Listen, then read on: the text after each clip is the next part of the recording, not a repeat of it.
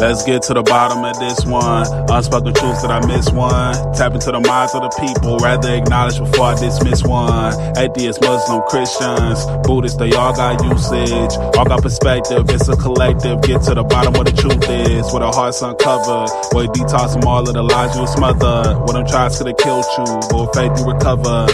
Yeah. Peel off the makeup, we finna take off. Never said it'd be a cakewalk. Meditate till we charged up. Execute goes regardless. Decalcify my pineal. Breaking language barriers, we saw millennials. Planets passing age rotations, down me we owe. So down me we know. Sometimes we can't be slow, that's why my ears open. Every drop you add could complete the ocean. Speak up, play your part too. Been vulnerable, it's so hard to reflect on all the Jews life taught you. It's on you, tell the truth.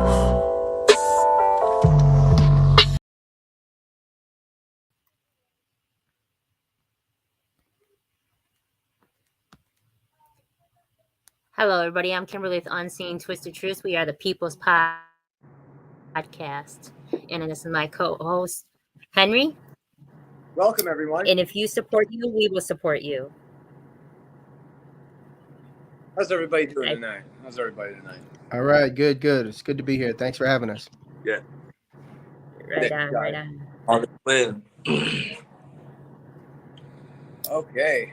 So we got Bird Ship, and we got Yaktown Don't Back Down, Sean Preston. Welcome. We're all about Yaktown. We're all about Yaktown. Yaktown's my fave. Anyway, so let's talk about you guys real quick and let everybody know about you. We're Burnt Chips. I can't hear you guys. No, we got a lag here. Oh dang. We can't hear you, burnt chips. Can't hear you guys at all. Can you hear me? We can hear you, Gary. Okay. What's up, everybody? Good to be here. I'm Gary. That's my boy Nan. We are Burnt Chips. We're a production and writing team. Kind of out of the pandemic, a little bit before that, by way of Philadelphia and Charlotte. We do work in LA as well. And yeah, we are a pop and R&B production writing team. And we just started releasing material as artists this year. And just happy to be here. R&B, hip hop, pop.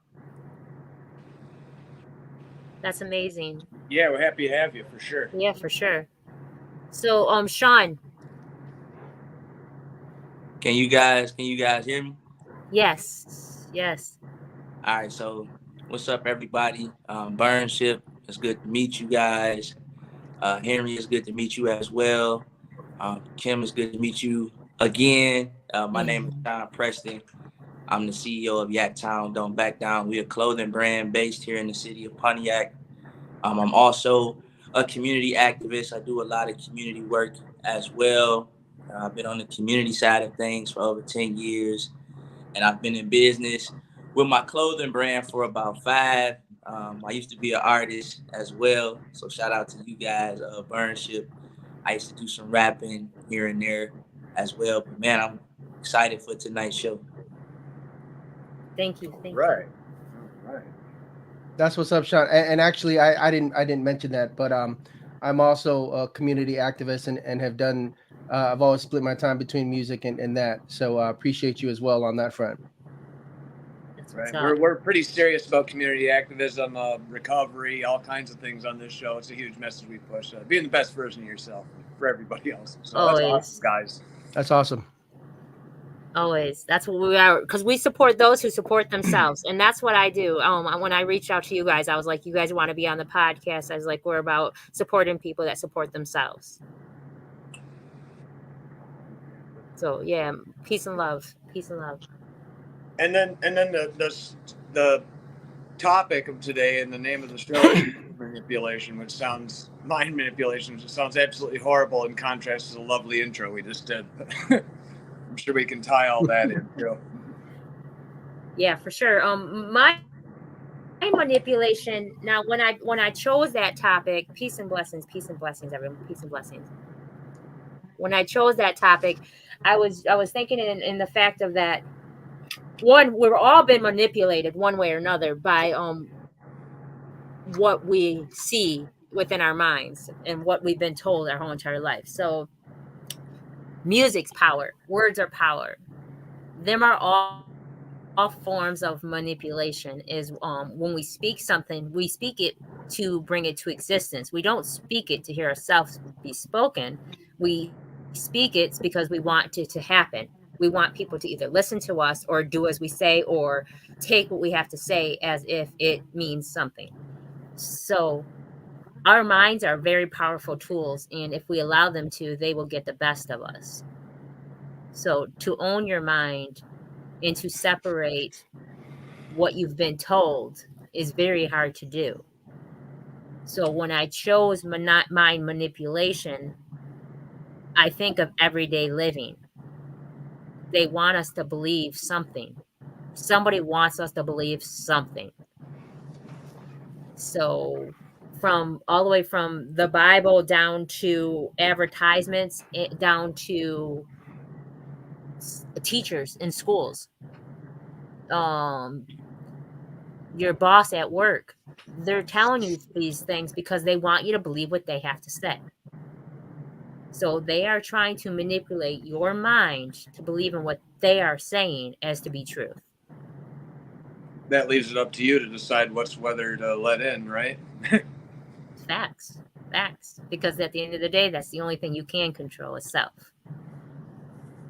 So I'm going to talk about a personal thing that happened to me that I have been manipulated to. When I was younger, I thought I was only good for a few things because I was told that I was only good for a few things. For my whole life, I believed that. And then as I got older, I started learning things that all that was bullcrap, and I've been lied to about so many things that I learn now that when someone says, I love you, they don't really mean they love you. They mean they lust you for the moment, unless they really generally love you. And you have to be able to know the difference. So as I got older, I needed to learn to love myself correctly. And then I wouldn't have to worry about what somebody else said, because I knew that I loved me, and that's all that really mattered. So, Henry, what did you have to overcome of some form of manipulation? Oh, what was that? I guess manipulation and patterns and whatnot, they get learned into us. I suppose it's inherent for all humans to try and manipulate situations and people to varying degrees for their own benefit or someone else's benefit. So we're constantly manipulating things around us. What I went through mostly was nature and nurture. I saw my mom drink, and a lot of my friends do it around me, and that led me into drinking. And it's weird. No one plans on saying, well, I'm going to be an alcoholic, but I'm going to be a functional alcoholic. I never planned on that. So I guess one could blame oneself for me having a predisposition to drink, or I could blame society for manipulating me into thinking I wouldn't get any girls or anything, or be good at sports if I didn't drink Coors Light every weekend. And that wasn't factual. Actually, I kind of quit sports on account of my drinking. I guess there's all kinds of manipulation, all kinds of things that have happened to me over the past couple of years that could attribute to that, and I could attribute to that. But I try to use the grain of salt principle for everything now, at least check into it myself when someone's saying something. I guess that's a good lead in for something. Probably a lot of info. So, Gary, what have you had for mind manipulation? Well, it's really interesting that this is the topic you chose for the week that we're here for it, because this is something that I've been kind of thinking about, just with everything that's going on in the world in terms of the broader manipulation and systems, right? Because the community stuff that I've done most recently is in early literacy. I've always worked with young people, so I work with teenagers, running a mentoring organization, and then in the last 5-6 years, I've worked as part of the grade level reading campaign. And one thing that I'm curious about and thinking about these days is like, because you kind of pointed to it, Henry, like I think this country does a good job of, and this system, this economic system, it makes us all think that everything is on us. It's all an individual choice.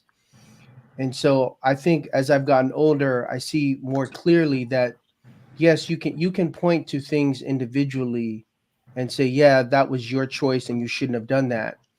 But when stuff starts popping off at a big scale, like for example in 2008, like I had an uncle in LA who got into a bad subprime loan, and then come to find out years later that wasn't as like clear cut as like, oh, you were being irresponsible, that there were people out there targeting my uncle, people like my uncle, to take on those loans.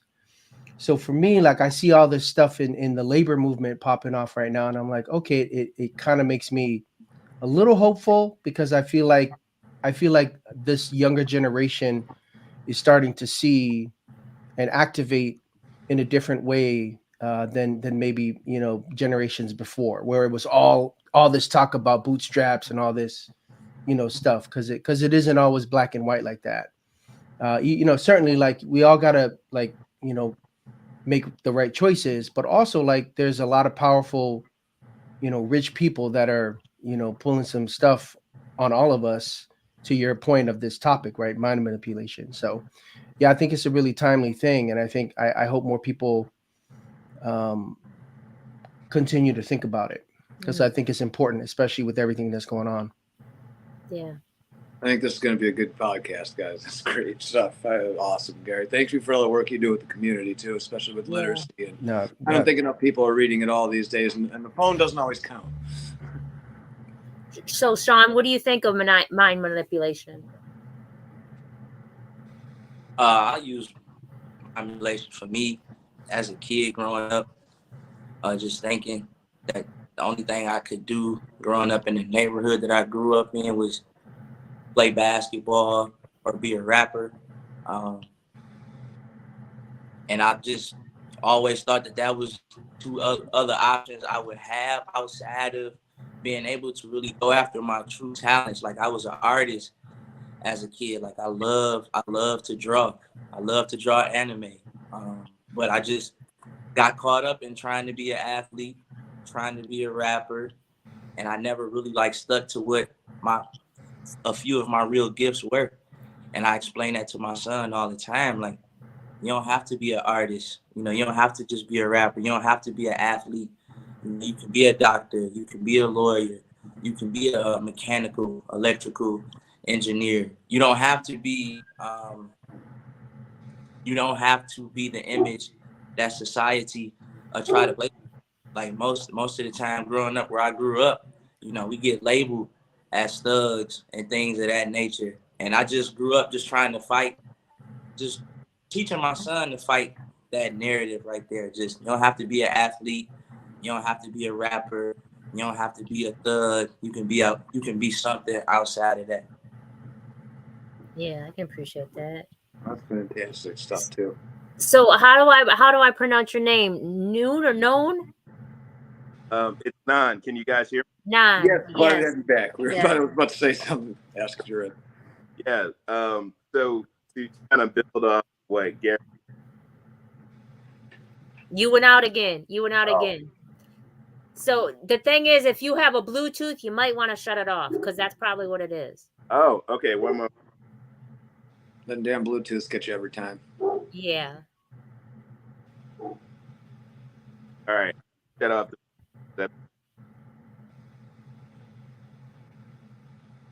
Nope. We heard you say you shut it off. That was it. Okay. Can you hear me now? We heard you say, can you hear me now? Yeah. Okay, cool. So yeah, that was all I said. Okay. We're conditioned sometimes, I think. Oh, you go in and out. You start talking and all of a sudden it disappears. Oh, no. I know what you said, but audio didn't hear you. Oh. We're conditioned to believe that sometimes. Right. We're conditioned to believe sometimes. He's got a really good point. They do not want him saying that. They don't want you saying it. I swear, because it stops after we're conditioned to believe sometimes. Wow. Okay. Yeah. Let me see if I could try one thing. Okay. To Sean's point though, I just wanted to say like, and that is such a, that really resonates with me too. Like I'm Samoan, right? I'm not from the States. I grew up in the islands. And so my people, like the Samoan, diaspora, like on the West Coast, most people on the East Coast don't really know. There are not a lot of Samoans there, but in LA, Washington, Oregon, Hawaii, there's a bunch of us there. And then we fit in, we have that thing too, where it's like, oh, you're a bouncer. Oh, you're Samoan. They'll say it the American way, like, oh, you Samoan. Oh, okay. Oh, you a bouncer. Oh, you play football, and so like, so when they would meet me, by Samoan standards, it was like, oh, you small. Why are you so? You play football, and so it's like that is such a, whatever the bucket is that they try and place you in. Once you're in that bucket, unless you have a mentor or something in your life that can break, like Sean, I have kids too, so I really love that, to hear a father saying that, like, I'm going to teach you about this, and I'm going to show you, because we didn't really have that. We had to figure that out on our own. So I think each generation, we want to make it easier and better for our kids. Not too much, not too easier, because they got to work. But so I really feel you on that, Sean. Yeah, today, like my son, we had parent-teacher conferences, and like I really been on him, just about the importance of his education. Like he's in the 4th grade now, so being in the 4th grade, like this is the trajectory now. Like he's getting ready to, transition. Like that. I don't know if y'all are familiar with the school to prison pipeline. So I just been on him. I'm like, man, like you got to make sure your education is together, just so you won't be stereotyped or put in a bucket, to your point. Right. I just been making sure his education is tight. Yeah. Because he already saying like he want to go to the NBA. He want to be an athlete. Right. And I'm like, bro, that's fine. That's cool. But we got to make sure you together academically, because you don't know what might happen later on down the line. And like, I didn't have that. I had one person in my life say that I should do something different my entire life. My whole life as a kid, I'm like, I'm going to the NBA. I'm going to the league. Like, I never had no plan B. I always envisioned myself buying my mom. You froze, Sean. All right, I think the CIA is on this call, y'all. There's something going on right now. This is not our first one. My CIA agent. This happens all the time to us. I just want to let you know. All the time. All right. We are Unseen Twisted Truth for a reason. Right. They don't want unity and love. That's what I learned. Is that they're trying to stop unity and love, and people have a different understanding than what they're told. Yeah. They want people to believe in the narrative that they've been told. All right. Let's try it again. Let's try it again before Sean comes back, because I think he's froze. Okay. Here. I'm not going to speak because I know what you're going to say. So you have to ask somebody who doesn't know the future. Okay. So I sometimes get thing. No, you're going out. You're out again. Oh. That's frustrating. It's very frustrating. Okay. Gary's been quite adamant about answering for you. And we appreciate it because you guys are a team, so that's good. But we still want him to speak. No, can't hear you at all now. Okay. Let me see if I can hop back in. Okay, so for some reason that came in great, but go ahead. We lost Sean too? Sean will be back though. I think he got a phone call. Okay. Usually if you get a phone call that does it to you. So I think I had another thing I wanted to add on top of what he said something and then it made me think of something, but I'll you can add and come back. I'll just wait for him to come back. But yeah, wait, can you guys hear me now? Is it fixed? Yeah. Yes. Seems like it, yeah. Okay, cool. So let me say this. I think we're expected to accept certain treatment that's fundamentally unfair across a variety of different platforms. Whether we're talking about musicians now being told, if you don't hit the threshold, Spotify is not going to pay you, right? Which is crazy to me. And now it's to the point where musicians have been so that they're saying, oh yeah, they didn't meet that threshold. Take their money, give it to me, rather than they're coming for No, that you're person. out again. Oh, right. The last thing we heard was that if the musicians don't reach that threshold, they say, "Well, you're out of here, taking it back." Okay. Can you hear me now, or should I leave? Just leave and come back and see if it makes a difference. Okay. I have no clue why it's doing this. It's funny. I look at all the social media stuff, being a musician and stuff myself. They give you all these options, and it almost seems like there's too many damn options now. And anything you quite do, you really got to follow through on. I don't know. I've lost my way on all kinds of apps and all kinds of shit I tried to pursue. So I haven't even started with Spotify yet or anything. It seems like a jungle. I do know though that with what they're trying to change now on Spotify, that you have to have over 1,000 listeners or reviews or whatever, however they want to say it, for you to be able to receive any money. You want to try it again? I did see as well. Can you hear me? Yeah. Okay, cool. So what I was saying was Spotify is setting certain thresholds now. You don't hit 1,000 streams or what they pay you, even though they signed agreements before saying this is what we'll pay somebody no matter how many streams a particular song gets. And it's crazy to me that there's certain musicians that are saying, oh, that's okay. I'll be saying, no, you agreed to this. What's to stop you from tomorrow saying it's got to be 10,000 or 100,000 or 50,000 streams? Like, how about stop being greedy and pay us what you owe us and let's move on, right? Or, I think certain groups, depending on date or depending on how they choose to live their lives, are sometimes told that they don't deserve, certain rights. It happens. There's certain portions of the saying, you know what, maybe you're right, maybe it would just be, or you're not saying enough. You're not saying enough that nobody can hear you. Go to your settings and see if you could fix it that way. See if it shows. There will be a settings button that says settings. Okay. I just texted you too. In settings under audio, try turning off the echo cancellation and the automatically adjust mic volume. How's Sean? You coming in, Sean?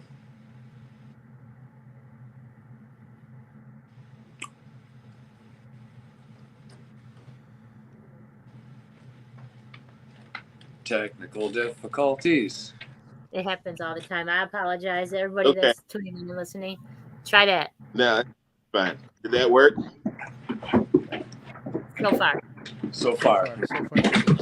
Okay, cool. So what I was saying is, beyond the Spotify thing where they're essentially saying we don't want to pay you unless it hits this threshold, and that might change tomorrow. We're a corporation and we got away with it. If we move out of musicians and go to certain groups, depending on who they ate or how they were raised or what nationality or ethnicity they are, sometimes there aren't certain rights that are defended and protected as consistently in certain spaces. And it gets to the point where rather than saying, no, we all need to have these same rights as human beings or citizens of a particular country or citizens of the world, people try to get into these pretzels where they're justifying, oh, well, you only deserve that because that's just the way it is and you need to be fine with that. And so I think we generally need to be better about standing up for basic, decent human rights, human behavior, basic, decent compensation, especially if it's something that we all technically agree to on paper. So that was my point. And a very good one with that. Thank you. That took way too damn long. We're sorry, it's a damn internet spot. Thresholds. I always argue that there's not enough community support for art and music, and I don't know if we can really change that without a collective push. But I wish there were more functions for art and music, and more people coming to shows and supporting people real time too. And we didn't just have to rely on Spotify. Even though it's a great thing. I think more artists should go old school and put their music on one platform. Like I've been telling a lot of artists that they should just go back to Bandcamp. And then when you put your music on Bandcamp, that's just one place. And say if you have an email list or you have a fan base, you know, you got a text thread, your true supporters, they gonna go to Bandcamp and buy your album.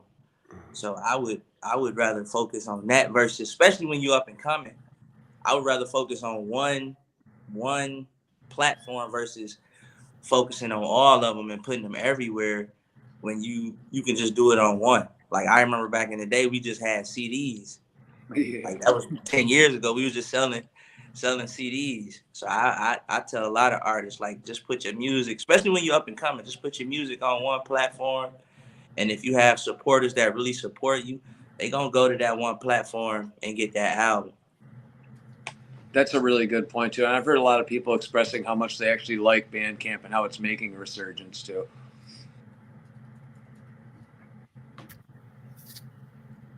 How you guys doing over there? We're good. Oh yeah, Sean, before you logged off, I wanted to say, you reminded me of another example when you talked about your son being 4th grade. One of the big things that we did and continue to do at the grade level reading campaign, and this is kind of a national message that you'll hear in any city where you'll find, you know, most big cities have some literacy partner or somebody doing that work. And the big push, you know, nationally has been for a while to get all kids reading at the reading at grade level by the end of 3rd grade, because 4th grade is the year that you 3rd grade is the year you stop learning to read, and 4th grade is the year you start reading to learn. Yeah. And if you don't read at grade level, statistically by the end of 3rd grade, it's much more likely that you're gonna have these other outcomes like dropout, you know, recidivism, all these other things, you know. And then, you know, you mentioned the prison to pipeline, and so that benchmark and that metric, to Nan's point, disproportionately affects, you know, certain, you know, basically Black and brown communities, and then, you know, at the margins, poor white communities, right? So like, that's the kind of thing where that's not the parents that did that. That was us as a country and as a system that created it that way.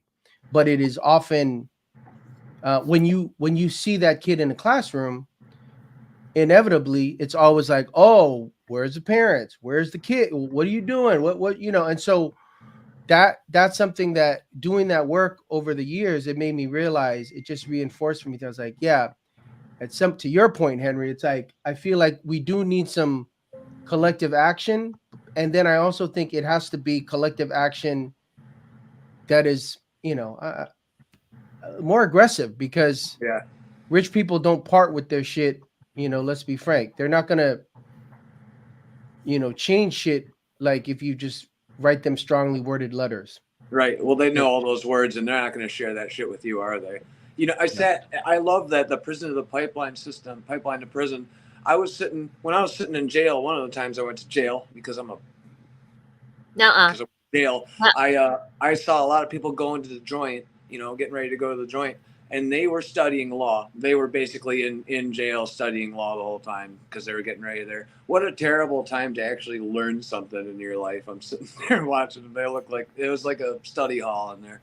No, but the thing is, though, we all have lessons we have to learn, and the time that we learn it in the manner we learn it is upon ourselves.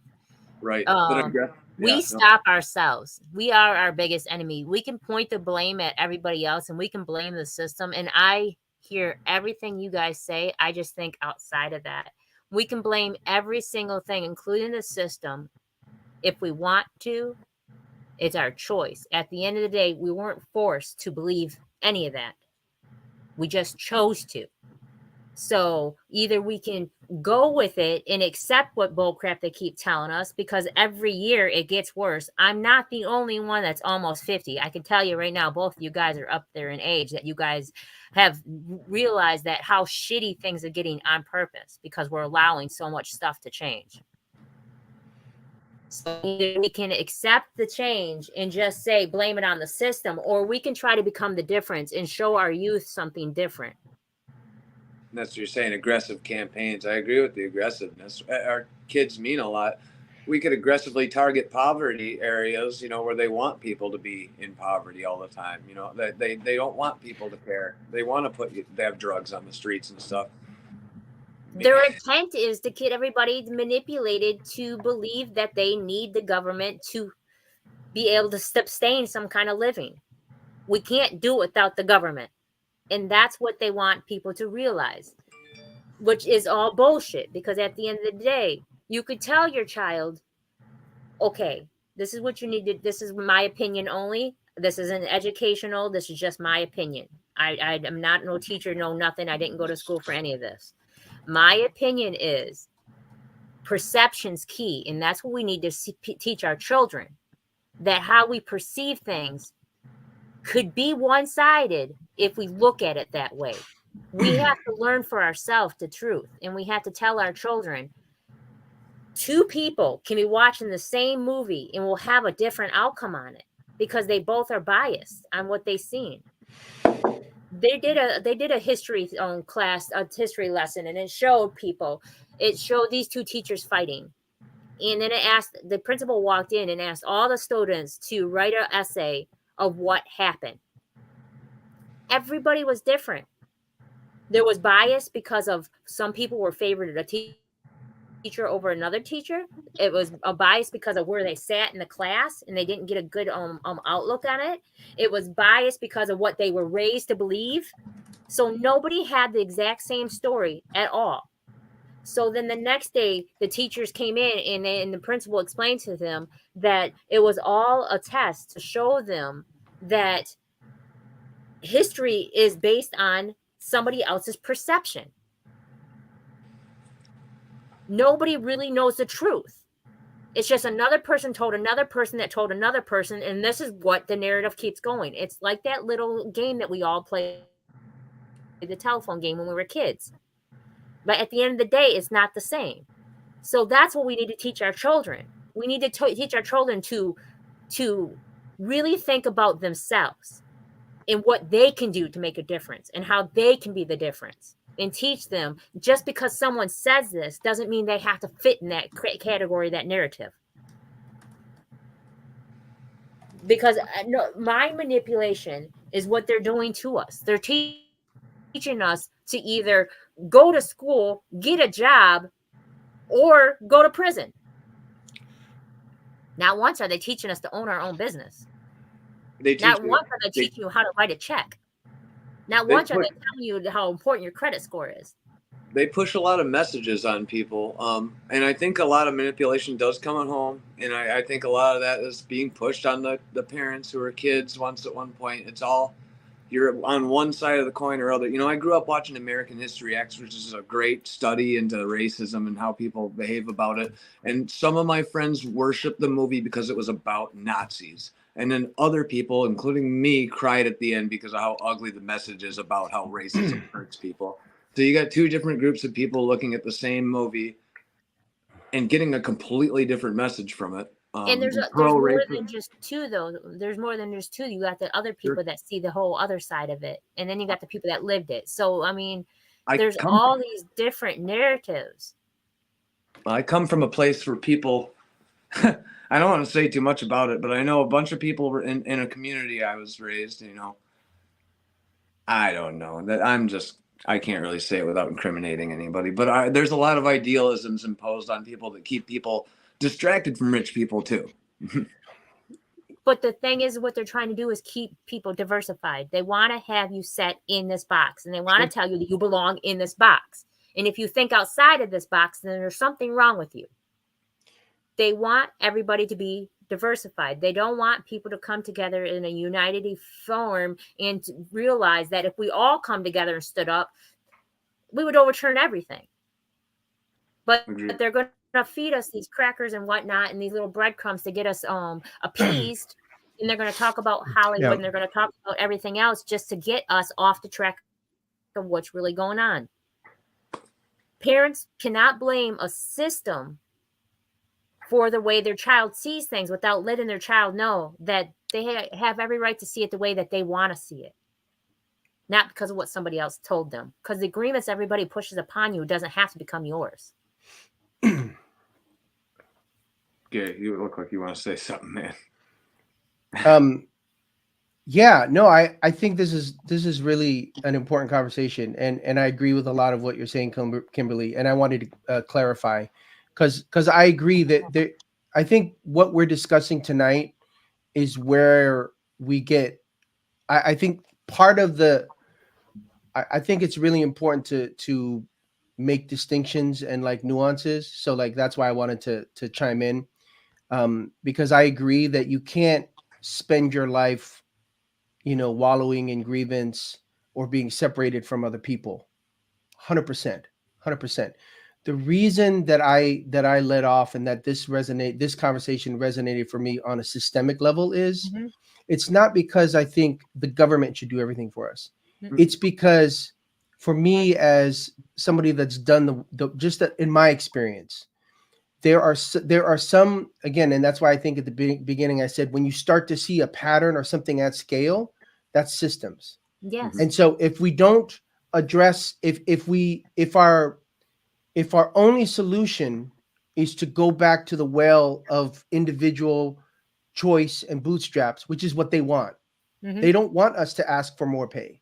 They don't want us to ask for student loan forgiveness, right? The student loans is I'll use that as an example of like a systems thing, right? We can try and pretend like, oh, you shouldn't have taken out those loans or you should have paid it, but the facts are that this government gave over a multi-billion-dollar loan industry starting in the 90s to private corporations.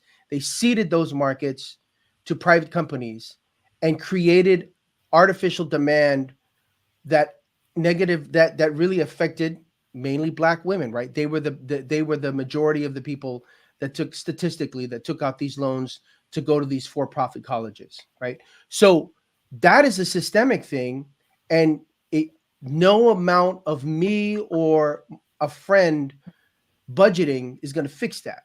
Right. And that's what I'm saying. Like it's not about where and when the system has played a role in creating that shit. There needs to be an ask. And people need, and you see that. That's what I meant by like being encouraged by labor, because labor is like the front for all of these fights in a lot of ways.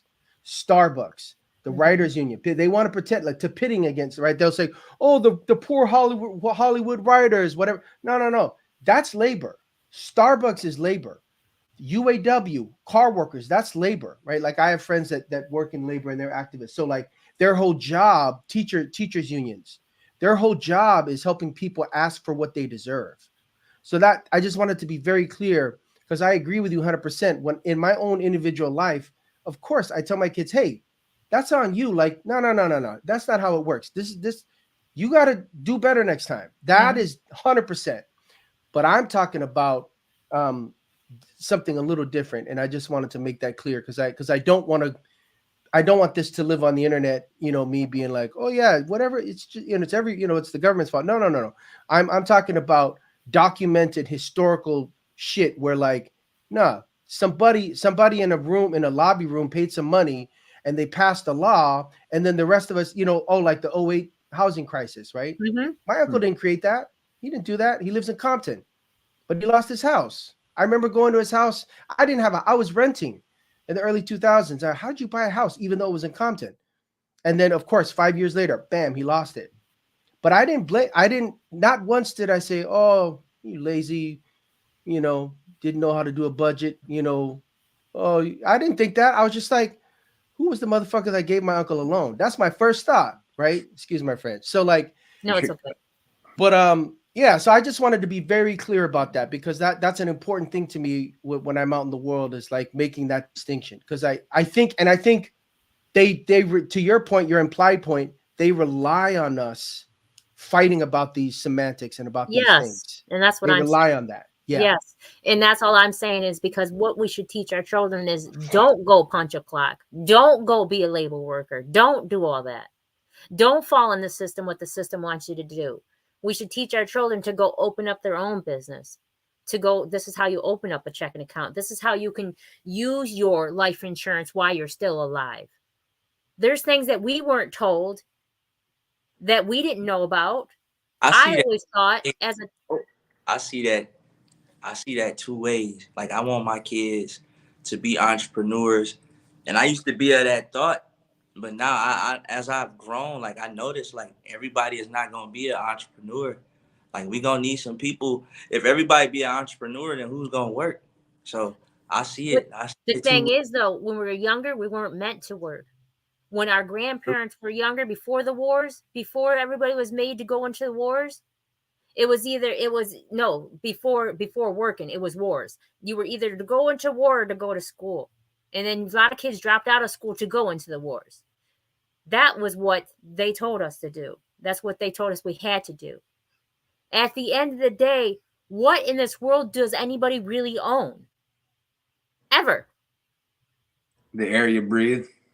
And you don't own that, because you got to pay for air sometimes in places too. So nobody really owns anything. So they're teaching us to go to work and to punch a clock and to have this great credit score and to buy this house that you're going to still pay taxes on, that you're never going to really own, to go fight this war that has nothing to do with us in this society, to protect, to be American free. Go get this shot. Well, we don't know nothing about, but we created it. Easy killer. They're gonna shut us down, huh? I know. I'm stopping them with that. But anyhow, I love at you, the end but of the day, dial it back. I know. So at the end of the day, what we're teaching us is that we have to go work, which is okay. There's nothing wrong with it. I'm not downgrading those that did. I did it for 20 years in the medical field. I did it during the pandemic with nothing, no PPEs, and there was worse diseases out there than COVID, and I had nothing to protect me.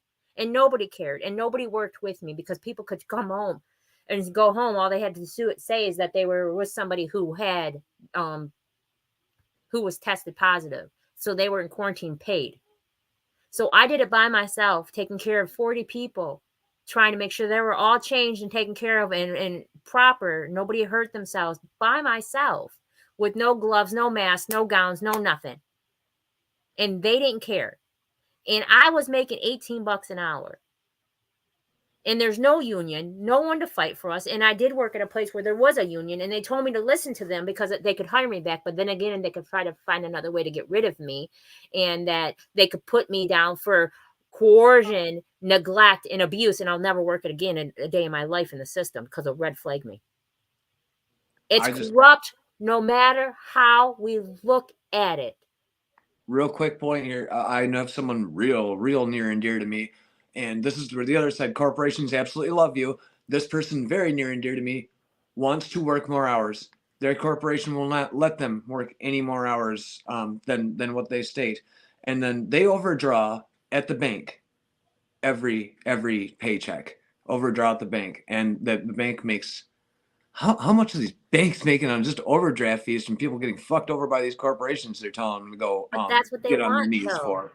Yeah, and it sucks too, because what you're saying about the entities, they give money to these corporations and lobby for them, and they treat them like individuals when they're just huge money making schemes, and then they profit off of the misery of my friend here, who's real near and dear to me. Meanwhile, their father has severe diabetes and kidney disease and whatnot, and they charging them out the ass for insulin too. So that's what they want to do, though. The thing is, they want you to feel like they own you. They have you by the balls no matter how you look at it.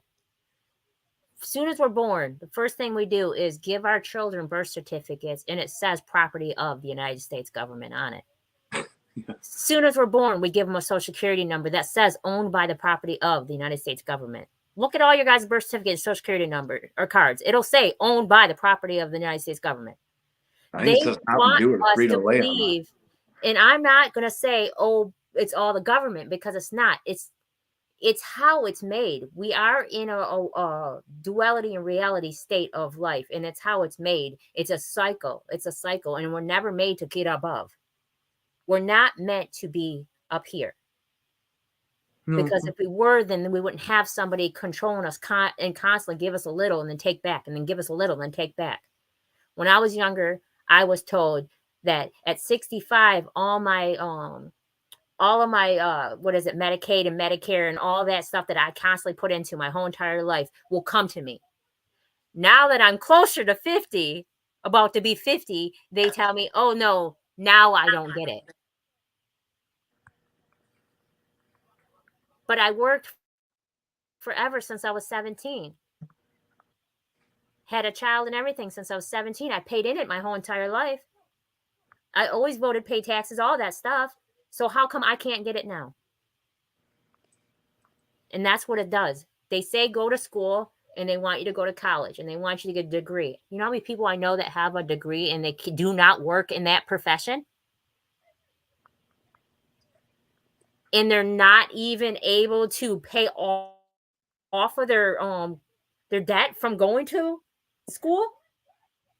They have this college fund laying over their head constantly, and they can't even pay that off. Constantly, people are calling them, you want to help pay off your student loans. My daughter-in-law is a social worker making $15 an hour. She has a law. She can be criminal justice, and they're not paying her more than $15 an hour. And she went to school forever for it and still has this big old debt she has to pay. And she's 27, 28. I'm sorry, guys. We got in the comments here. Sean is going to have to be dipping out for work here real quick. I was saying how much we like having him, how much we appreciate the views on child rearing motivation in society today. Sean, I want you to tip in real quick beforehand. I want you to talk about what you got coming up every Tuesday right here for the rest of the month of November. Everybody has to go down, not you guys, but people in Pontiac, Michigan have to go and donate some shoes, used or gently used or brand new. Donate those shoes for people. Sean, I want you to tell them about everything you got going on. Yeah, so every Tuesday for the month of November, I'm having a shoe drive here at my store in Pontiac, Michigan. The address is 18 East Lawrence. Pontiac, Michigan 48342. We are collecting shoes for this month to give them away next month. And then this Saturday, another local brand is called Exercising Demons. They'll be having a pop-up shop here from 12 to 4. So if you're in the Pontiac area and you want to check out some dope local brands, this Saturday from 12 to 4. And if you have just, like I said, any shoes that are new or gently worn that you could donate, we'll be here every Tuesday for the rest of this month from 5 to 7 p.m. Say your address one more time. 18 East Lawrence, Pontiac, Michigan 48342. My website is yaktowndon'tbackdown.com. That's yaktowndon'tbackdown.com. I appreciate you, Sean. Pontiac's very important to me and dear to my heart. So anything to help Pontiac out, I'm all for it. All right. Burnship, Henry, Kimberly, I'll see y'all. I appreciate you. I appreciate you, Sean. All right. Thanks so much, man. You welcome. Is Yaktown? What's the story behind that? What is that? What Pontiac is called? Or Pontiac.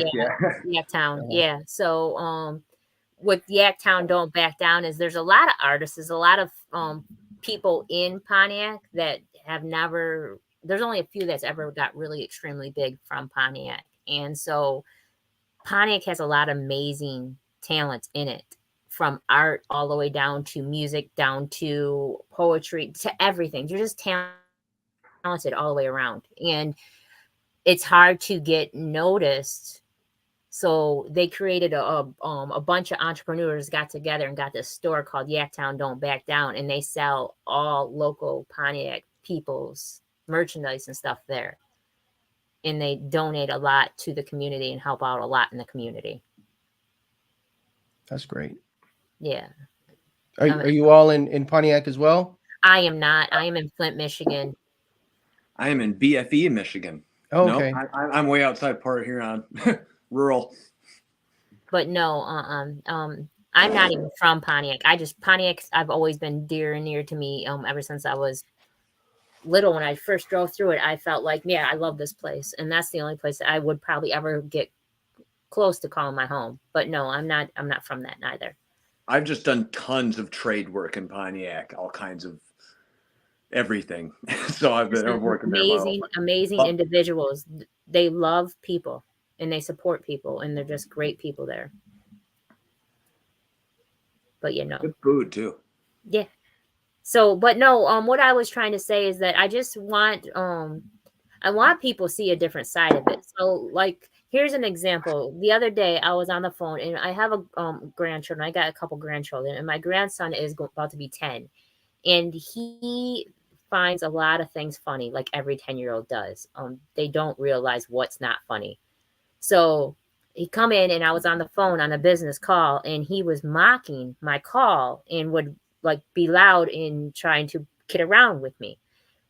We are very laughy, joyful. The youth of a child is going to stay in our house constantly, no matter how old you are. So it's normal to joke around and kid and play like that. So that's not an issue. But I explained to him, when I ask you nicely to stop because I'm on an important phone call, you need to take that heed to that and respect the fact that you and I are teammates. And when I'm gone, I'm still going to be in your heart. You're still going to always remember me because we together as one. And I live on through him. So I was explaining to him that you have to respect the fact that I asked you to kindly stop.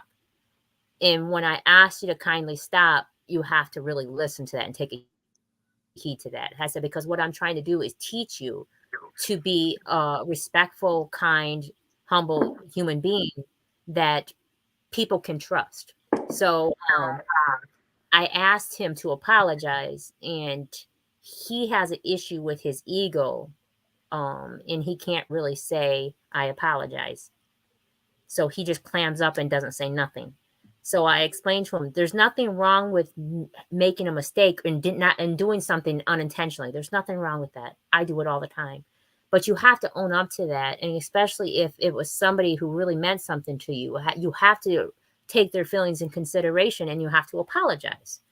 So I told him he can go into his father's room and hang out with him for a while until he realizes that, oh, we're partners and he has to apologize. So I went back and I asked him again, did you think about what happened later on? And I said, how do you feel about that? And he was like, I do apologize. And he was like, I didn't mean to hurt your feelings.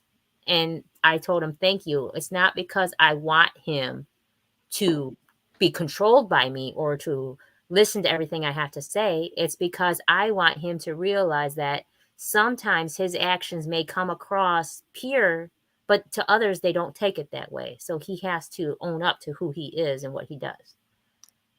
And take responsibility and apologize if you have to. That's what Gary is saying. This ain't all on the government, It ain't on all the rich people. We have to take accountability. We got to teach accountability. We got to teach strong minds.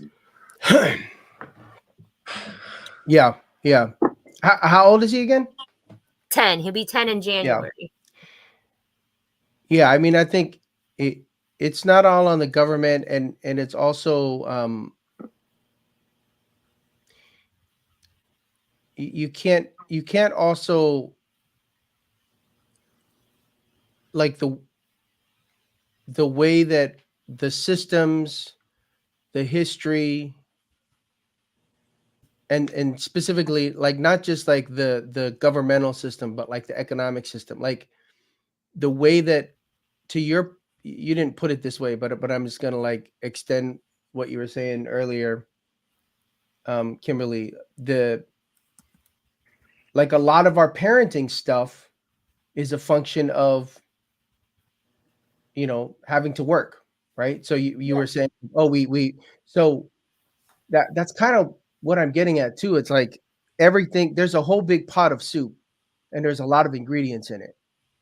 And so I see, as a parent now, like, and particularly as somebody that grew up, in another country. So I see that the way that I was raised was, I mean, I was literally grew up in a village. So I was taught that thing of respect. My parents didn't have to, it wasn't all on them to teach me respect. Mm-hmm. I was learning it from everywhere. Mm-hmm. I was getting checked everywhere. Like if I stepped out of line in public, you couldn't just be on a bus and be acting the fool. The bus driver would turn around, and if he would come up and check you physically, like, hey, what are you doing? Shut up. There's other people on here. So you can't really like easily separate the way we choose to set up things, in terms of jobs and economically, with the all the outcomes we see are a function of all that stuff. Mm-hmm. Not just government policy, but the fact that the way we choose to do it is like, oh, you got to work 40, 50, 60 hours a week. And that might get you by, might not, but if it doesn't, then just get another job. That's our answer to most things. Mm-hmm. And it didn't used to be that way, but now it I mean, there's always been, an employer try to, pull one over on employees, but whatever. In general, like back in the day. But what I've noticed is that happened is that before it used to be a community to raise a family and a child.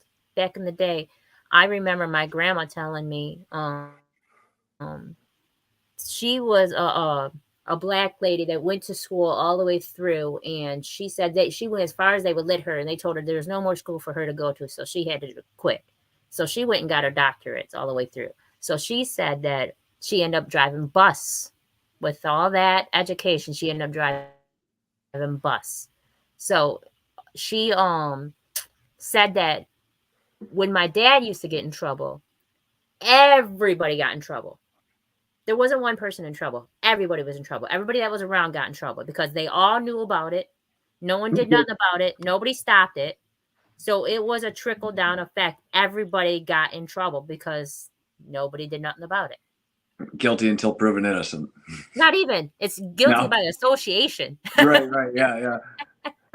So back in the day, though, it was normal for everybody to constantly watch and discipline you and tell you how you should and shouldn't be.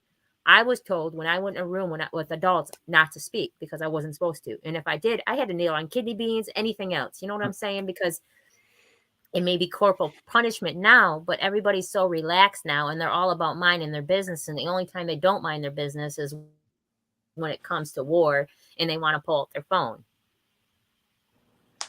Yep. Nobody's helping. I think we teach kids a lot of weird shit now. I got a friend, their daughter was watching the iPad or whatever, watching their shows on it, YouTube shows, and this particular YouTube show was it was a stage thing for kids where a homeless guy was trying to get into these people's garage to live, to get off the street, and they had an expensive car in there, and they said they didn't want this stinky homeless person by their expensive car, so the whole episode was a joke trying to oust this homeless guy out on the street because he didn't have an expensive car either, and they didn't want him near his. And I'm sitting here thinking, this is what the kids learning. They don't make learning fun in school or attainable anymore. They don't teach a desire to learn. They just try to shove a bunch of bull crap down your face. The best thing that ever happened to me was getting into special education math. I learned how to fill out checks. That was the best thing that ever happened. And I see they don't teach that to kids these days. They don't teach that to kids these days at all. That was a horrible message, I thought. I was sickened by it. Kids now don't even know how to do cursive. Go ahead. I want to hear what you have to say. Yes. All right. Yeah, you guys can hear me? Yes, for now. Yeah. So, one of the concerns to build what I agree that we don't teach enough critical thinking and we don't teach enough studying viewpoint and facts and history that don't match up with your.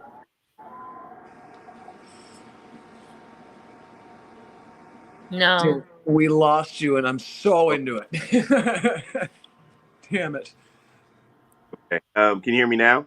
Yep. I think you're too knowledgeable for this podcast. I just want to let you know they don't want what you have to say to come out at all. Right. So what I'm trying to say is when it comes to having an opinion, that's fine. But the difference between having an opinion and having researched opinion and making sure that your opinion holds up to reasonable questions because you've studied and come back around to the opinion in a way that makes sense and factors in all of the different facts in history and experiences of the people who are more accomplished than you in that particular field into account, right? And I moved too far away from that in our education system. It's like people want to ban books because it makes them feel bad, even if it's the truth, which is fine. If we need to learn it so that we can build upon it and not repeat the same mistakes. Not to, oh, well, this book might make my kid feel bad about what his great grandfather did, so you can't do have Lost you again. sorry about, but that was kind of you get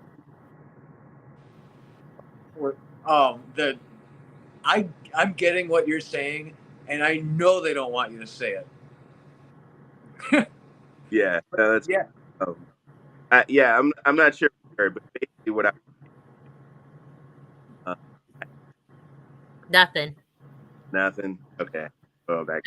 There's such a big difference between purposefully trying to trigger someone with problems and then someone getting sometimes you have to look at things you don't like in order to learn. And they are banning books. We could teach why they banned the books. We could facilitate the learning. You could have you have to look at pits full of people in World War II, those victims in there and things like that, and these things in history and have them explained to you and not forget them. And that's baseline explanation for that. What I've realized though, and I'm so different than everybody on this panel. I just want to let you know what I've realized is that people worry about the wrong things in this life. They got everybody twisted. They got everybody twisted so much that they think they have a say or control. That's not the case. It's not the case at all. Progress is perfection. They don't want real progress, I guess. I don't know. They don't. They don't want people to have a different opinion than what the ones they push out. And that's what the banning of the books are. They don't want people to see the other side, to have the other narrative, to find the other point of it. They want people to see what they want people to see, and that's it. And I don't know who they are at the end of the day. I'm not blaming the government at all, because it's beyond, it's bigger than the government. It's systems, it's generational after generational. I don't know who to blame, but at the end of the day, there's a narrative that wants to be put out there, and this is what they want you to believe, and it's cookie cutter, and this is it. And if you step outside of it, then something's wrong with you. Something's wrong with you. But they only want to show what they want to show. Yeah, as much as we're exposing and saying, they're still laughing at us. At the end of the day, maybe. I just can't wrap my head around it. People worry about the wrong things, honestly. I really just want my grandchildren, because I didn't have a chance to raise my son. And I did raise my son as a single mom, but I didn't have a chance because I was at work all the time. So I didn't have a chance to tell him, don't do this, don't do that, don't do this. Now that I'm older and I'm never going to punch a clock again, that I have the opportunity to push this upon my grandchildren, to say, hey, be humble and kind. To my youngest grandbaby, who's not even here yet, be strong and wise. I want to teach something that they're not teaching you to do. And that's be respectful of yourself and be mindful of yourself, because at the end of the day, that's the only thing you have control over is yourself. How do we full scale help people? How do we full scale help kids? How do we full scale get people back on track? Be the difference. Be the difference and lead by example. Constantly be out there. We do it all the time. People come to us all the time and say, thank you for whatever you said, that meant a lot to me. I appreciate the help that you're doing in the communities, all that stuff. We gave away last year over 250 coats. to homeless people and to children. In me. You just got to be the difference in you. I was homeless at the time. I needed a coat. But we just got to be the difference. You know what I'm saying? There's no right way of doing it. If your intent is pure and genuine, then that's the right way. Yeah, Burnt Ships out here doing for the literacy, teaching kids to read, helping with that. We got Yaktown providing shoes. We got us, Unseen Twisted Truth, putting coats on people who are out there. Yeah, it's a good thing. And then aggressive, increased community efforts like that, more people want to. Heck, I mean, there's no example that they don't care more about the poor than anti-homeless architecture, you know? I mean, I don't have a lot of that in Michigan. I've seen it, though. Maybe that's hearsay. But somebody's worried about calling somebody the wrong pronoun over whether or not somebody else gets to eat. The pronoun thing's hard. It's a hard thing for people to deal with. On one hand, it's a bunch of people, they're pushing a message maybe. On the other hand, maybe it makes sense for some people. That's a hard thing to find common ground on nowadays, I believe. There's always going to be something that somebody's sensitive about. Sure. You're always going to find something that somebody's sensitive about. You're going to say something that bothers me. You're going to say something that bothers somebody else. No matter what, there's something I said tonight that bothers somebody. You can't win for losing sometimes on certain things. You just got to chalk it up as my intent was pure and genuine, and I really want to push a positive message out, and I really want to be the difference. And I'm gonna start talking about what everything that Burnt Ship does, and I want to hear their music and play their music. But yeah, mind manipulation is really powerful. And our mind actually is stronger than what we give it credit for, because at the end of the day, our mind will control us way more than anybody else has in this world. We will beat ourselves down. We are our worst enemies. We are our biggest critics, and we are our strongest fans. So if we love one another and love ourselves correctly, that's all we can do. Yeah. I think to Henry's question, I think, and I like your, again, I agree with so much of what we're talking about, and I agree with what you're saying in terms of be the change.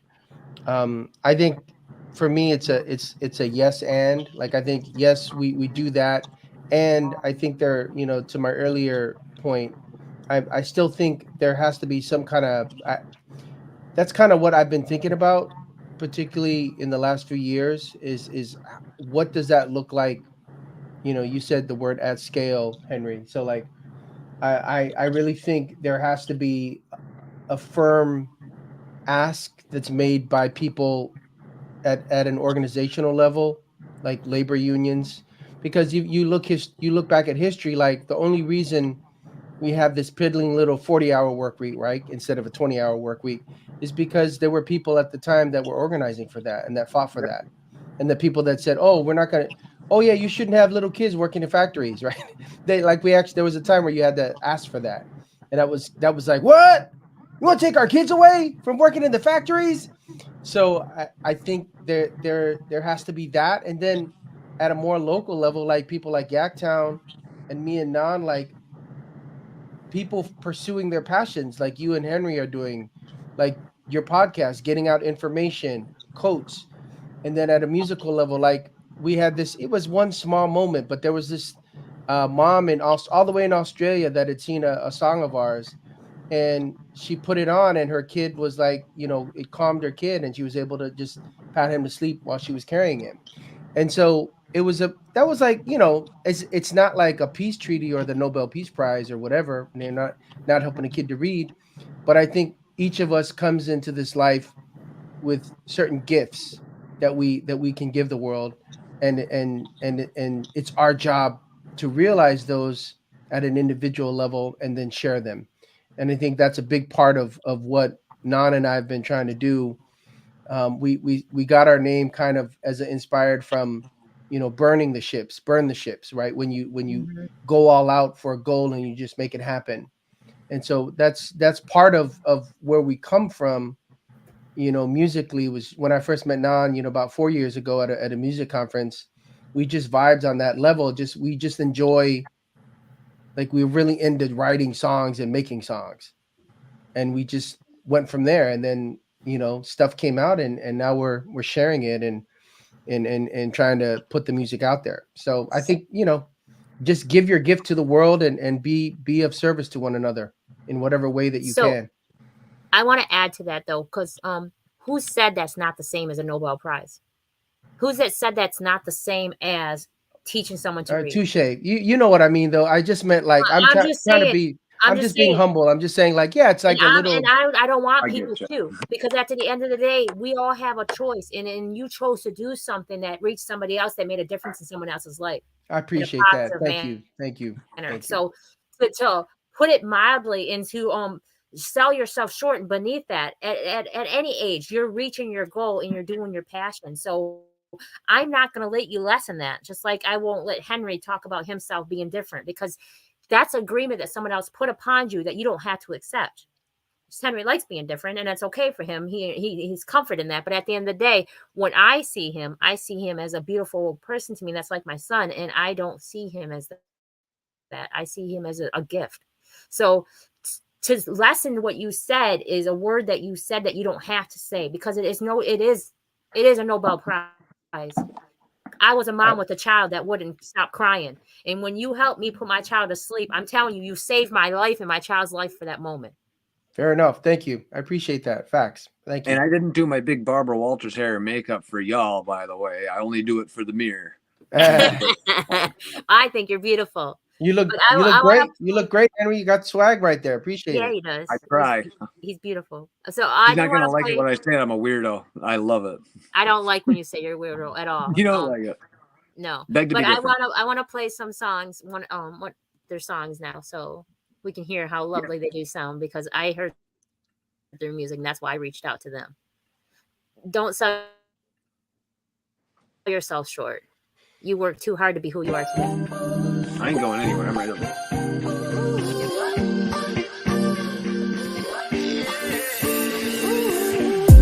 More money, more problem, more chicks, ooh. E&D for my old chicks, ooh. Gotta rub it in, but it's so big. So sick is the room with the ocean view. I was bored walking on the boardwalk. I was just trying to hit a short talk, ooh. When you walk by, we locked eyes. I fell where I stood and it's your fault, ooh. Most definite, I'm affectionate. I'ma talk to it, I'ma lecture it. It's so good that I left it, kept in it. Fell asleep in it, overslept in it. I'ma get you right, I'm correcting it. I'ma fit your life, what's your regimen? I'm hooked on your mind, I'm hooked on your thighs. What took me for life? I look in your eyes, got me going, and you know I'm feeling some kind of way. That look in your eyes, got me going, got me wondering whether you're gonna stay. Love you more, and you talk, and your lips are so soft. You should know, you should know. That look in your eyes got me going, and you know I'm feeling some kind of way. Is it corny? Gotta get next to ya. I envision us like a retina. Met a lot of chicks, but you special. They just regular, they whatever. Cause I wish for your iris like this. Anything never go bump in the night, to let you know you're more than a hump in the night. And I know if I get jumped in a fight, you the type that'll throw a punch in the fight. You're the only one that I want in my life. My bad, I'm getting too wordy. My baby girl down to get dirty. The chicks start getting too flirty. They better realize, they better take flight. Cause I recognize that look in your eyes got me going, and you know I'm feeling some kind of way. That look in your eyes got me going, got me wondering whether you're gonna stay. Love you more, and you talk, and your lips are so soft. You should know, you should know. That look in your eyes got me going, and you know I'm feeling some kind of way. Come with me, baby, you should have fun with me. Nobody else, you the only one with me. Dumb pretty, come sit up in the sun with me. Dumb diddy, come with me, baby, you should have fun with me. Nobody else, you the only one with me. Dumb pretty, come sit up in the sun with me. in your eyes got me going, and you know I'm feeling some kind of way. The look in your eyes got me going, got me going. Love you walk and you talk and your lips are so soft. You should know, you should know. The look in your eyes got me going, and you know I'm feeling some kind of way. Oh. So when I heard your music, I wanted to say this. And this was important to me to say this one because the universe speaks to me. So I want to say, I want people to know that you don't have to grow up. You don't have to. You don't have to hurry up and grow up at all. You don't have to stop your imagination. You don't have to focus. You don't have to do none of that. Stay youthful, stay juvenile, stay the child in your heart at all times, because there's nothing wrong with being happy. So I really wanted to say that because when I felt that song, when you said that song, when you guys played that song, I felt joyful, and seeing Henry dance and all that other stuff, like that's beautiful. That's my Henry doing his thing, and I love that of Henry, and I don't ever want Henry to not do that. So I want people to know that, to be joyful and stay youthful, and you don't have to grow up. I lost my chair too, and I have horrible ADD, so what music does for me, it's like medicine. So I'm gonna play your guys'. You want to tell us? Yeah, let's hear about the song. I really like your partner, and I wish that he had better signal because I enjoy his energy. Like I love you, man, for real. Don't forget that. I like you a lot. You have a dope soul.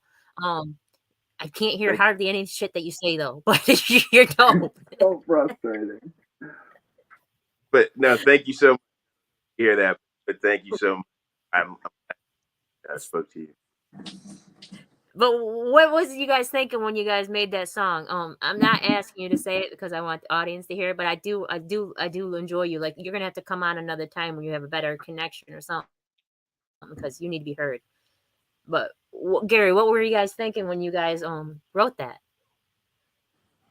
I think we were, if I'm remembering it correctly, we were just thinking about that spark when you get this vibe and that instant connection with somebody, and it's not something that's put on or fake. It's just, you just kind of know it in your bones when you see that person right away. Yeah. And it's a genuine thing. I think it's also like it's you could, it's just a sweet, there's a sweetness to the rap, the verses as well. And it's, you know, I don't want to say true love, that's a little corny, but there's a sincerity there. And it's also a reflection of, like, I mean, Nan and I are like, we're like certified children of the 80s. So you can hear our musical influences in that song in particular. You can hear the rap, you can hear the hip hop, and you can hear the R&B, you know, but it, you know, obviously we tried to update it for today's, you know, today's sound and make it current in a production sense.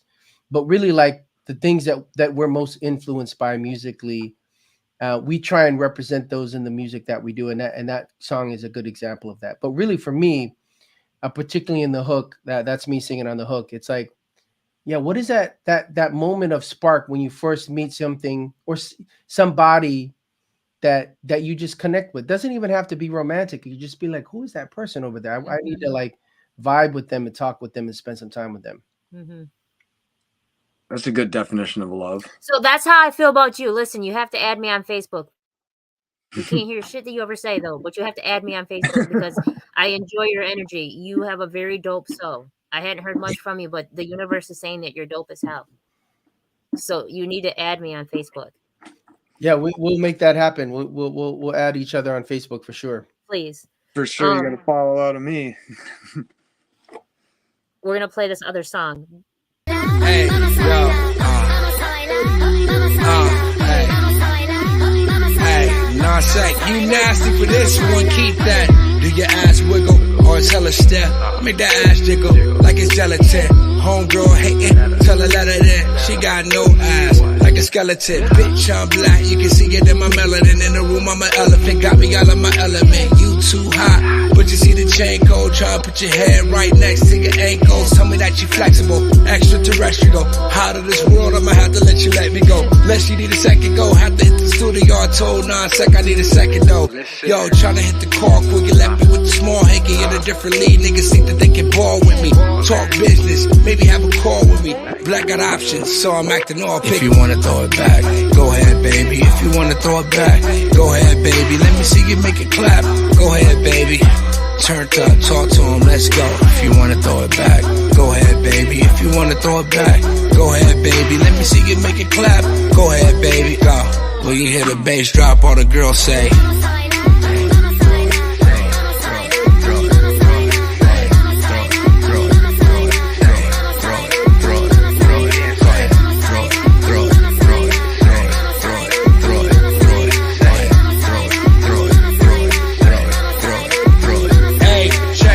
Got her hair done and her nails did. No BBL, ass very big. She got her own crib, pay rent on time. She got her own dough, fucking I'm spending mine. When I wanna see her, she tell me anytime. She left her drawers at home, I don't see no penny lines.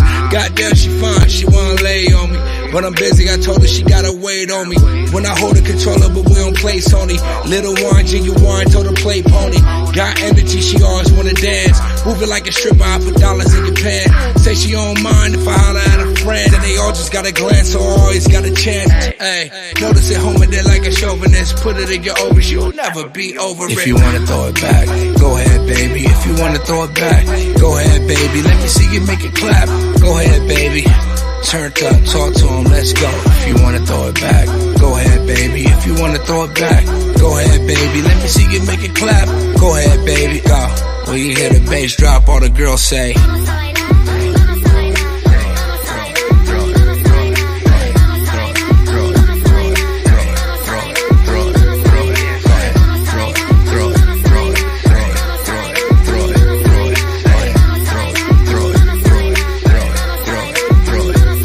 Now bounce, bounce, bounce, bounce, bounce, bounce, bounce,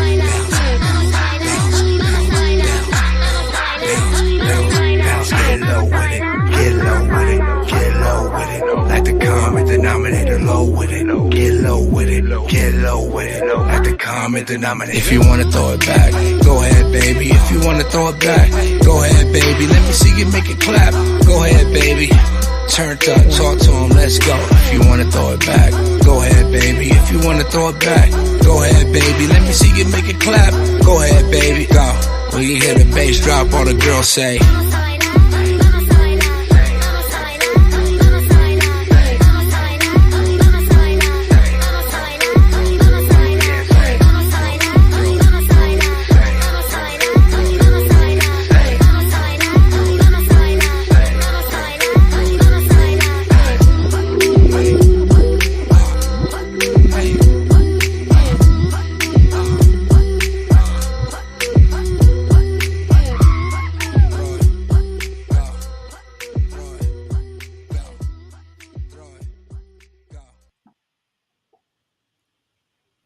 So I heard 4 90s bands, different transition of songs in there that reminded me of the 90s, like for real, for real. There's 4 different songs in there that I felt every one of them. I'm just like, okay, I get that part. I get that part. I get that part. That's Can you say them? Can you say them? No. I know what they are though. Okay. And also that beat is sick though. That was a sick beat. Yeah. That was a sick beat that you guys put those on because you wouldn't have thought that all 4 of those came to that beat, but that was sick. Yeah, Non is the beat master. That's all Non right there. That's a sick beat for real, for real. I wouldn't have thought all 4 of those songs would have been mashed up like that to sound that well. Like you guys did it. You guys tell me the truth though. You guys did take a couple songs and made it sound like a bunch of different songs and mash up, right? Yeah. Can you hear me? Yeah. Yeah, Jingling Baby LL. I had been listening to that for a long time, like LL Cool J, Jingling Yeah. Baby. Cool. And so the Go Ahead Baby part, I was like, yeah, it would be so cool to pay homage in a hook. And so I was just trying out this hook, and it ended up being that. There's a couple more of them, though. I'm telling you, there was 4 different songs that I could feel that I felt when I heard that song. I swear. From Okay. dropping it down and putting it back, and yeah, that was number 1. Number 2, can you still hear me? Yeah. Thanks for letting me share the music. Awesome. So we had a song called "Gimme That" that a lot of Latinos really loved. Like it connected a lot in like Colombia, and we've had other songs that are purely Spanish that were hitting in Chile and Spain, and so that was our way of shouting out like our Latin fans with the "Vamos a Bailar" the second half, Mm-hmm. right? But we still had the Deltron doing the "Throw It Go," so there was still an English part, so we didn't lose the people who spoke English. So that was the thought, at least behind the hook. So that was kind of hook, and Deltron did all the verses. How the song went, and so the other 3 are probably from him. But the number 1, yeah, that was Jingling. but so I've my favorite song by Carlos Santana would be Maria Maria because they did the both. So I like that transition of both. Continued keeping the transition of both. It reaches more of a different kind of audience and it keeps a diverse spect. I like that. I like that a lot. I like the transition of both, honestly. Yeah, thank you so much. Yeah, we're just trying to bring the globe together. We both traveled around the world, and We didn't hear it. Yeah, there you go. Oh man, you guys are very eclectic. That's awesome. Speaking of a dope soul, I just want to shout out Deltron Black, who this past year it really just became one of our primary collaborators. When similar to that look in your eyes, right? Obviously in a platonic sense, but like it's just the minute we started making songs with this cat, everything that he just gave us fit our vibe and vice versa. And we just we were in LA at the beginning of September doing some work, and he was there, and we shot a music video for that look in your eyes, which you played before this. We were down at Santa Monica, and then he shot some other footage at Long Beach. But just talking about a dope soul, a generous soul, and somebody that really just is so super talented and yet so humble and so driven. So I just wanted to shout him out because he really has carried more than his weight on each of the songs that we've done with him, and we're looking forward to continuing to do that just because we love him and everything that we've done together we've been so happy with. So man, I like how you said that too about that, like clicking with someone real well, like right off rip like that, and musically it's a damn intimate feeling. I don't care who you are, the hardest rapper down to the softest rock musician. It's just a damn good feeling to click like that with music. Holy shit. Yeah. Well, you're a musician, Henry. Like what's a similar collaboration like that for you recently where you've really clicked with or somebody in the past that you really connected with? I actually played I've had a few of them. I used to play some drums and some punk bands and stuff and punkish bands, and that was cool learning experience. Recently, I played with a guitar player in Port Huron who I've known my entire life and never jammed with or anything, or never made friends with, and it was kind of a really good feeling. We really jammed well together. Like, yeah, when you look at each other and you're like, yeah, that's that feeling. It feels so good. A cool guy I know named Dan. Yeah, that was fun. It's been a while to collab with someone. So what I like to do with Henry, because Henry's my baby, so what I like to do with Henry is I like Henry to play. If you guys don't mind, I like Henry to play every now and then on the show. And sure, I know his guitar is really close to him. It always is. It will be. I got to grab it really quick. But go ahead. No, I don't need to play it every show, though, unless you guys want. You haven't did it every show. Go ahead. Okay. Yeah, no, I'd love to hear it. All right. But I'm all about supporting one another and uplifting one another and networking and people coming together, because I don't think you meet people by accident. There's no such thing. There's divine interventions and divine timing, and sometimes things just work out. Look at you guys meeting at a conference, a music conference, you think that was accident or divine timing? Gary? Timing, definitely timing. Timing for sure. See, and that's what it is. It's all about the divine thing, being at the right place at the right time, and finding that person that sets you off, that helps you continue doing what you've been wanting to do, because you guys balance each other. You guys are actually a really good duo that balances each other. You sound well together. Not one person shines the other. You guys equally balance each other and feed on each other, and that's a great thing to have. Thank you. Appreciate that. No, you're welcome. You guys are dope people, so yeah. So I just grab my damn guitar. Well, you know I do it to you sometimes, Henry. I know.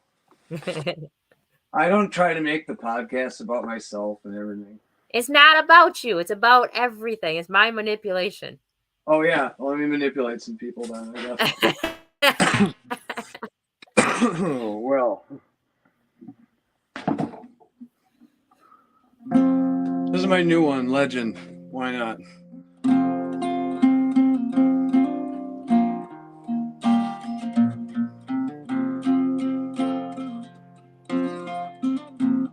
They sure don't make them like they used to. You know, like way back in the day.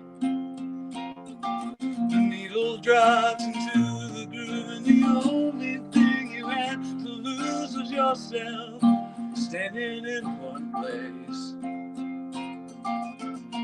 You're strong enough to hide your tears.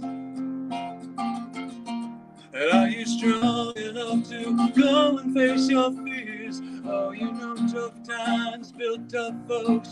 Wheel of life, you're in the spokes, laughing. It's your own cosmic jokes. Oh, you settle on your stupid reasons. Oh, to stay in this town another season. Leave it all behind you, listen, keep on moving on. Your legacy is in your song. Oh, and the ones that tell you act your age won't ever help you turn the page of something that you do on your own. Oh, no.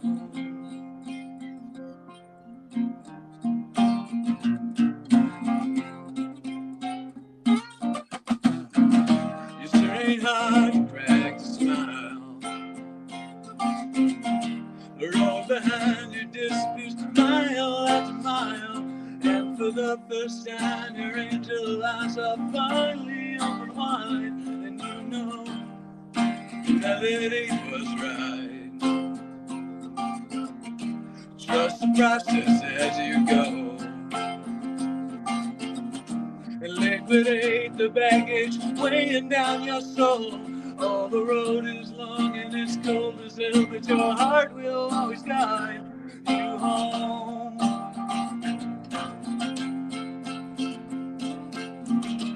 Oh, you settled on your stupid reason. Oh,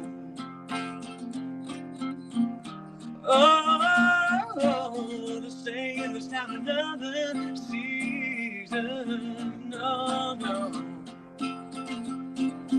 Leave it all behind you, let you keep on moving on. Your legacy is in your song. Oh, and the ones who tell you act your age won't ever help you turn the page of something that you do on your own. Oh.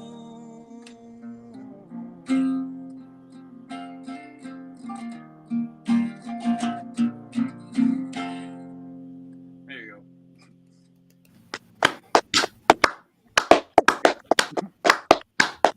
Good job, Henry. Good Nice, job. Henry. Nice. Henry knows what he's doing. That was a beautiful song, man. I don't know about that. Yeah. I play the guitar a little bit. Hey, wait! I'm gonna pull a Kimberly and point that out. Don't diminish it. Don't diminish it. I Kimberly taught me that earlier. So thank you. No, that was like, you know, and this is from one musician, one songwriter to another. You can tell when somebody knows their way around a guitar and a song. Like everything, it sounded like a song. Like, you know, there was a vert, like the structure was there. The hook, it was a hook. When it got to the part where it was supposed to sound like a hook, it sounded like a hook. Yeah. You know, and the lyrics were really beautiful. I mean, I could, you know, only catch so, but yeah, really, really great job, man. Great title. Legend is a great title for a song. So respect, man. That was awesome. Most of my songs, I appreciate you saying that. Most of my songs are about alcohol and drug recovery under veiled messages of other things. See, and Henry, I love Henry as my co-host because Henry has a diverse side. He's totally opposite of me. Like we balance each other with the yin and yang, but he's totally opposite. We're light and day from each other. He's very diverse and he knows a whole bunch. And he's his dad instilled a lot in him. That I grew up building instrument harpsichords and pianos and shit, and I wanted to say I appreciate you saying that. That's why I said you're eclectic earlier. I can hear all the influences in your music, and it's a treat. It's a treat. It's a treat to hear that you guys delve into R&B and pop and everything on tracks, and I love that. So that tickles the spot. And Kimberly, thank you so much, hon. I appreciate you pushing me to do it. I believe in you. How did you two meet, and how long have you known each other? Oh shit. We've only known each other for over a year, almost 2 years now, and so I needed somebody to be on the podcast with me.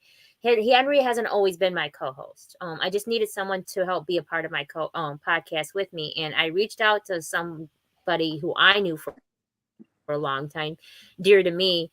Henry also knew for a long time, dear to him, and she runs a place called Safe Place on Facebook, and she's like, I got the perfect person for you. So she introduced Henry and I together, and Henry's been riding strong with me since the day one. It's been awesome. The first episode Henry was on. It's been sweet. I love it. I love interviewing people. I meet so many awesome people like you guys and Mr. Sean Preston, who's had to depart early. So it's awesome, you know.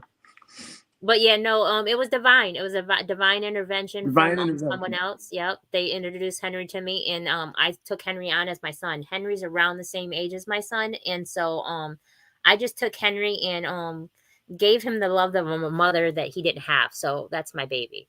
I quit celebrating birthdays a long time ago. I'm a vampire. I'm 300 years old. I did too, so don't worry. But that's my baby. So at the end of the day, that's my son to me, and I love Henry.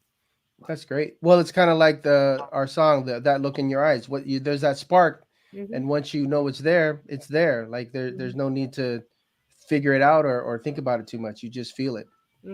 And I put on events all the time, and I put on fundraisers and stuff. And every one of my events and every one of my fundraisers, Henry always performs for me. I will make sure that he gets heard no matter what.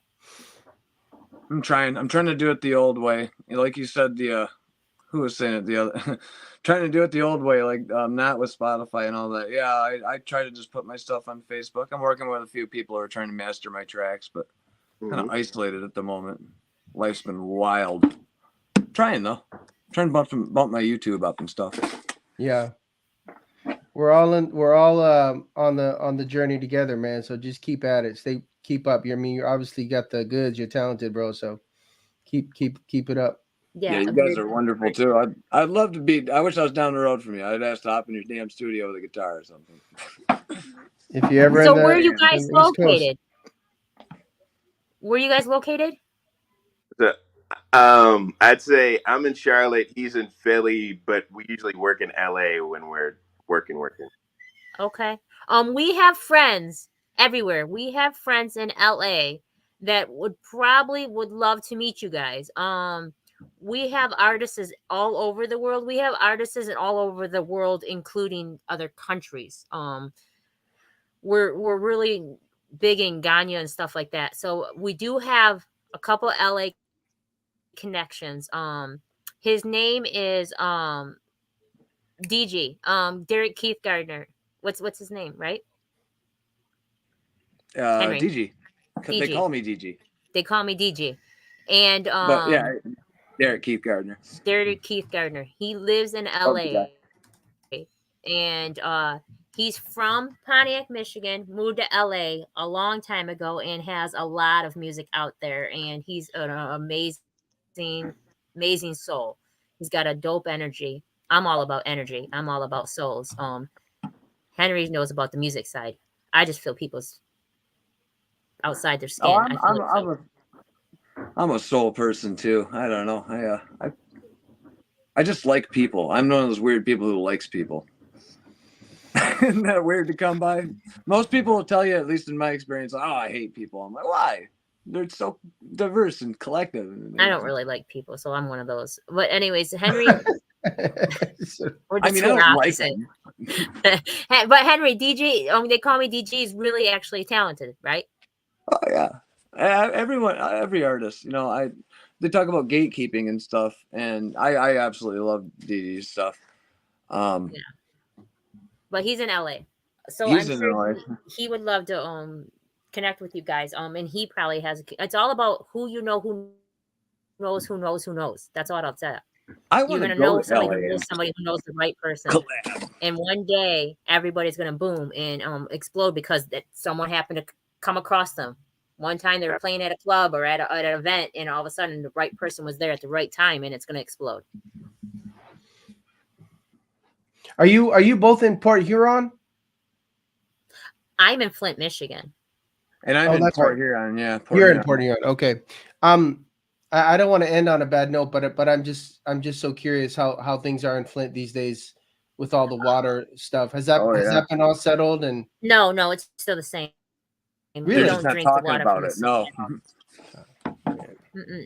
They just stopped talking about it. They don't care. But no, it's not the same at all. It's actually no better. It's still the same that way. So does that mean everybody just drinks like purified water or buys the water? Bottled water. Yeah, we buy the water all the time. You can't drink it. You can't. What about brushing your teeth or showering? I make my own toothpaste and stuff like that. So like I don't intake their water for showers. That's it. But I don't put it in my mouth and rinse my mouth out or nothing. I'll get a bottle of water. But yeah, no. Isn't that terrible? Our dogs drink the water, and in their containers, you could feel the grid and whatnot build up real super fast. Oh man, that's such a shame. It's rough. Right. Yeah, the water's still not the greatest. They're not. So if anyone's out there can hear us, give Flint a hand. They're not going to though. They're not going to. They're not going to. At the end of the day, it doesn't matter. It's just how it goes. But no, we don't drink the water. We are really adamant about it. My grandson was trying to make some the noodle stuff that them kids eat, and I'm like, don't use the sink water. And he's not used to that because he's from up north where the water was safe to use. Right. No, don't drink the water at all here. I'm sorry to hear that. Yeah. But people in Mexico, they can't drink their water either. So I mean, it happens. There's places everywhere that still that way. Don't drink the water. Yeah. So it is what it is. But yeah, no. I'm from Port Huron though, and Henry grew up with some of my cousins, my littler cousins. So he went to school with some of my littler cousins. So even if we didn't get introduced, eventually somewhere down the line, we probably would have met each other. Yeah, we can all Kevin Bacon each other at some point, Yeah. Yeah. But all right, well, I usually do a little shout out before we end it, and I appreciate you guys coming on. You guys can come on again. Everything's getting switched up though after the first of the year. A new year, so I'm going to change everything around. I'm adding Twisted Radio on Tuesdays and Saturdays, where I am having artists come on, and I'm gonna play their music for a few hours and then interview them later on. So I got Twisted Radio on Tuesdays and on Wednesdays and Saturdays coming up. So okay. Nice. That's after the 1st. So I'm glad I got you guys on before everything changed. But pretty soon it's not going to be Unseen Twisted Truth doing interviews with people anymore. It's going to be Unseen Twisted Truth talking about the stuff that I normally talk about. And then Twisted Radio is going to be for artists. Okay, that's what's up. If you want, I've been. None. Yeah, I was just going to say. Hopefully you can hear me. We love to do like promos or tags for any radio shows or any station. So if you're interested in that, let us know. We're probably going to record some. If we would send them, if you want us to shout out the show or anything like that and send it on the show, we love it. Well, you went out again, but I need an intro. If you guys want to do an intro for Twisted Radio, that'd be dope. Yeah, we're down to do that. And he's also talking about something a little related but separate, like radio drops, like little radio drops with us saying, this is Burnt Ships and you're listening to Twisted Radio. But yeah, we'd be happy to mess around and come up with something for the intro too. Yeah, no, for sure. Because like I have an intro for my Unseen Twisted Truth that I paid for the beat and I had it produced. And then my old co-host is actually the one who performed it. So I own the intro to Unseen Twisted Truth. So we're reaching a lot of platforms. Just audio, we're on over 30. And then I'm going to be digital through the video part over 8 different platforms after the 1st. So that's why everything's changing, because we're going to we're going to reach more audience. Yeah, let's get your it would be helpful to get an email with kind of a description or a brief of what you're looking for. Okay. And then that would help us out in terms of coming up with something. So my emails, do what I said. Yeah. I have your, I think I emailed you as well. So I have your email, but I don't think not. I'll connect us by email with Nans, and then we'll have each other's email. And yeah, maybe you can loop Henry in as well. Yeah. Because I would love to be able to get an intro, and then I can play that the whole time, and I'll be like, this is Burnt Ships. They did our intro, and give you guys a shout out the whole time too. Also, I'm all about uniting in each one. I mean, everybody can help one another, and we all should eat. So 100%, absolutely. Yeah. So I want to show the flyer for the shoe drive. So this is the flyer, if I can get it bigger. This is the flyer for the shoe drive at 18 West Lawrence in Pontiac, Michigan. Go every Tuesday for the rest of this month. Go down there and drop off some shoes. It's either some used, gently used, or brand new shoes. Greatly appreciated. It's going to go to a good cause. He helps out the youth and everything. So just go drop your shoes off there. It'd be greatly appreciated, for real. And then anybody dealing with any kind of alcohol or drugs abuse and want to get help, Henry and I have another gentleman that usually helps is Sub to Pro. I have another artist that comes on with Henry and I and is a co-host with us, and that also is a recovering alcoholic. So anybody dealing with any drugs, alcohol abuse, and would like to get help, reach out to Sub to Pro or Henry Show at the Henry Schul Show on Facebook. And I'm learning. So get a hold of my Henry and or Sub to Pro 313, Joe Dillard, and he will help you. You're not alone. If you want to get better and do better, there's people here that are willing to help your hand and help you do better. So my door is always open. No judgment. Someone needs you. Someone's got to hear you sometimes. Sometimes it's hard to even admit you got a problem or something. So no judgment here. Anonymous. I appreciate you all, and may everybody's night be full of positive energy and high vibrations. Ashe, everyone. Likewise. Yeah, I appreciate all of you. Thank you so much to both of you for hosting us tonight, and just your spirit and graciousness. And yeah, we really appreciate you, and we'll be in touch. All right, Thanks so much, guys. Second, stay in. All right. I'm just ending it.